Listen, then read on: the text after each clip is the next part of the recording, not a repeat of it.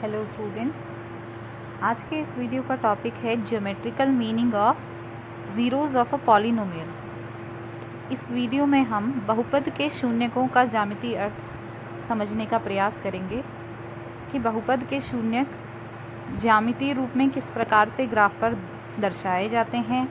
क्या ग्राफ को देखते हुए हम शून्यकों के बारे में अनुमान लगा सकते हैं। इन सब बातों के बारे में हम इस वीडियो लेक्चर में सीखेंगे। तो बच्चों, चलो हम कुछ उदाहरणों के द्वारा इस लेक्चर की शुरुआत करते हैं।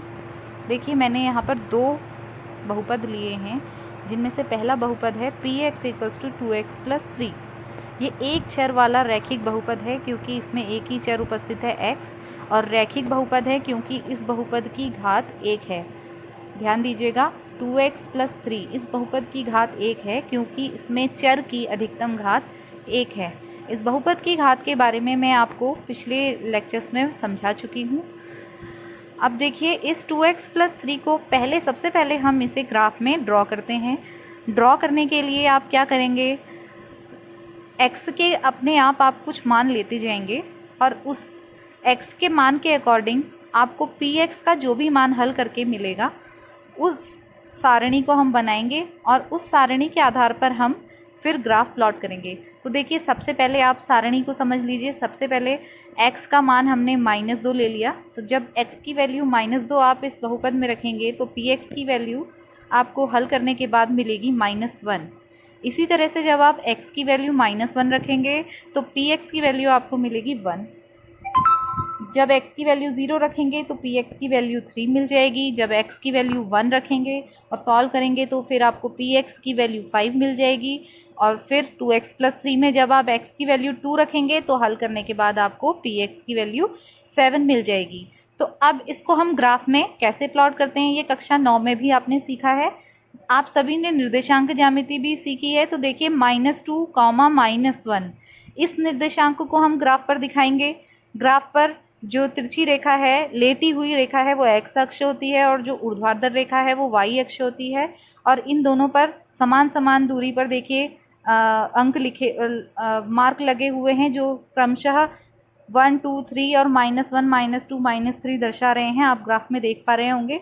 तो इस पर हमने जब इस 2x + 3 बहुपद को ग्राफ को बनाया तो देखिए इसके निर्देशांक किस तरह से आ गए। पहले चित्र में आप देखिएगा -2, -1 बिंदु, -1, -1 बिंदु, 0, 3, 1, 5, 2, 7 इन सबको हमने प्लॉट कर दिया। और जब हमने इसको स्केल की सहायता से मिलाया तो एक सीधी रेखा बन गई। अब देखिए बच्चों, इस रेखा ने x अक्ष को बिंदु P पर काटा है। तो बिंदु P पर x का जो मान होगा वह इस बहुपद का शून्यक होगा। देखिए, बिंदु P पर x का मान लगभग 1.5 है, -1.5। तो इसका मतलब इस बहुपद का एक शून्यक है और उस शून्यक का मान है x = -3/2 या -1.5। इसी प्रकार से दूसरा उदाहरण लिया है हमने, px = x² - 3x - 4। अब आप देखिए, इसके लिए सारणी बनाइए क्योंकि हम इसे ग्राफ में प्लॉट करेंगे तो हम x की वैल्यू अपने ओर से लेंगे तो y की वैल्यू हमें मिलती जाएगी। हमने सारणी में मिले हुए सभी बिंदुओं को ग्राफ पर ड्रॉ करना है। तो सारणी में ध्यान से देखिएगा, पहला हमने जब -2 लिया था x का मान तो हमको px का मान 3 मिला था, तो हमारा निर्देशांक हो गया -2, 3। तो जो हमने ग्राफ पर दिखा दिया है -2, 3। दूसरे ग्राफ को आप देखिएगा। इसी प्रकार अगला बिंदु -1, 0, अगला बिंदु 0, -4, अगला 1, -6। इस प्रकार हमने सभी बिंदुओं को ग्राफ पर दिखाया। तो ये देखिए, जब हमने बिंदुओं को मिलाया तो हमको एक वक्र मिला है सभी को मिलाने पर, क्योंकि ये द्विघात बहुपद था, 2 घात वाला। इसका मतलब बहुपद की घात 2 थी। तो बहुपद की घात 2 होने पर हमको एक वक्र मिलता है। और ध्यान दीजिए, इसने x अक्ष को कहाँ पर काटा है, बिंदु A और बिंदु B पर। तो ये बहुपद के 2 शून्यक हमको मिलेंगे। बिंदु A पर शून्यक का मान है x = -1 और बिंदु B पर शून्यक का मान है 4। तो बच्चों, हमने देखा कि जब हमारा रैखिक बहुपद था, यानी कि एक घात का बहुपद था, तो हमारे बहुपद का शून्यक 1 ही था।